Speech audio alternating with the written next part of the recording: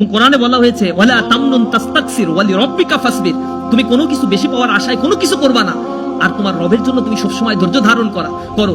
যদি এটা করো তাহলে আত্মিক প্রশান্তি পাবা। আর এটা মনে রাখো, সূরা মুজাম্মিল শেষ আয়াতের শেষ অংশে আল্লাহ রাব্বুল আলামিন বলছেন যে ওমা তুকদ্দিমু লিআনফুসিকুম মিন খাইরিন তাজিদুহু ইনদাল্লাহি হুয়া খায়রু ওয়া আযমু আজরা। তোমরা যত ভালো কাজ করো, তোমরা মনে করো এগুলা খুচরা কাজ করে ফেলছি, এগুলা মনে হয় আমাদেরকে কোনো ভ্যালু অ্যাড করছে না। আল্লাহ বলছেন যে না, এগুলো আমি সব সংরক্ষণ করে রেখে দিই।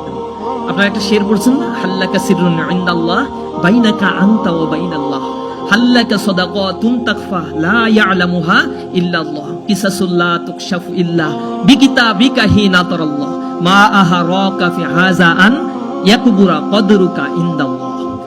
তোমার কাছে কি এমন কোন আমল আছে যে আমলটা পৃথিবীর কেউ জানে না, আল্লাহ আর তোমার মধ্যেই সীমাবদ্ধ? এমন কোন দান সৎকা কি তুমি কখনো করেছো যেই দান সৎকার ব্যাপারে পৃথিবীর কেউ জানে না, শুধু তুমি আর তোমার রবই জানো? যদি এরকমটা হয়ে থাকে, এমন কোন গোপন আমল যদি তুমি করে থাকো, তাহলে এই আমলটা তুমি সংরক্ষণ করে রাখো। কিয়ামতের ময়দানে আল্লাহ রাব্বুল আলামিন সেদিন তোমাকে সম্মানিত করবেন। ইয়াকবুরা কদরুকা ইনদাল্লাহ, আল্লাহর কাছে তোমার কদর অনেক বেশি বেড়ে যাবে। গোপনে গোপনে ভালো কাজ করার জন্য চেষ্টা করেন, মানুষের জন্য সার্ভিস দেওয়ার জন্য চেষ্টা করেন, এবং মানুষের জন্য রাসূল করিম সাল্লাল্লাহু আলাইহি ওয়াসাল্লাম বলেছেন সেবার বিনিময়ে নেতৃত্ব।